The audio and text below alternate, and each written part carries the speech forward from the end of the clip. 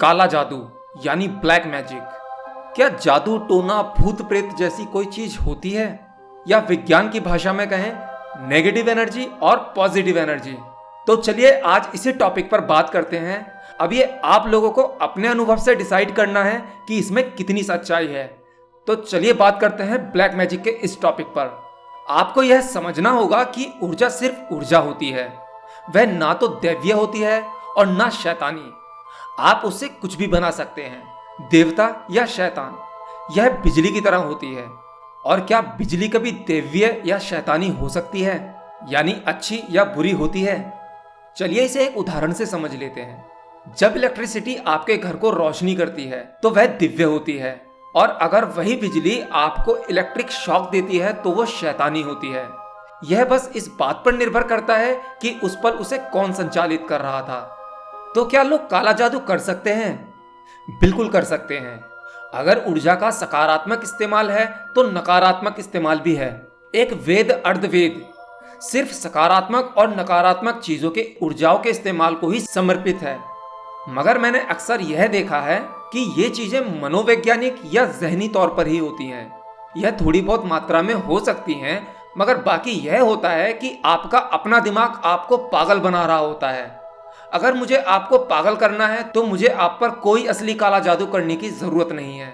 कल सुबह जब आप अपने घर से निकलें और मान लीजिए वहां एक खोपड़ी और थोड़ा खून पड़ा हो, तो उसे देखने के बाद ही आप बीमार हो जाएंगे। आपका कारोबार ठप होने लगेगा, सब कुछ नकारात्मक होने लगेगा, क्योंकि एक तरह का भय आपको जकड़ लेता है। हालांकि कोई काला जादू नहीं किया गया, बस कुछ संकेतात्मक चीजों की जरूरत है जिनसे आपको लगेगा कि यह किसी किस्म का काला जादू है, और यह आपका दिमाग खराब कर देगा। इसलिए ज्यादातर यह सिर्फ मनोवैज्ञानिक होता है। चाहे आप पर काला जादू ही किया गया हो, मगर केवल 10% असली चीज होगी, बाकी आप खुद ही अपने आप को नुकसान पहुंचा रहे होंगे। ऐसा काला जादू करने वाले अच्छी तरह से जानते हैं कि आप खुद पर ही मनोवैज्ञानिक ढंग से असर डाल सकते हैं। हाँ, मैं मानता हूँ काला जादू होता है। ऐसी बहुत सारी धार्मिक किताबों में इसका वर्णन है, और कई सारी ऐसी जगहें हैं जहां पर इसका इस्तेमाल किया जाता है। लेकिन ज्यादातर केसेस में हमारा दिमाग एक वहम का जाल तैयार कर देता है, जिससे कि हम खुद ब खुद नकारात्मक होने लगते हैं, और अपने साथ होने वाले हर नुकसान को हम इसके साथ जोड़ने लगते हैं। और इससे बचाव का सबसे बेहतर तरीका है अपनी विल पावर को मजबूत करें। भूत प्रेत कौन होते हैं? ये हमारी तुम्हारी तरह मरने वाले इंसान ही होते हैं, जिनकी ऊर्जाओं को जन्म नहीं मिल पाता, और ये बाद में भटकते रहते हैं, जिसमें कि कुछ अच्छी आत्माएं होती हैं तो कुछ बुरी आत्माएं। इनसे कुछ खास विधि के द्वारा काम निकाला जा सकता है। ये हमेशा तैयार रहती हैं।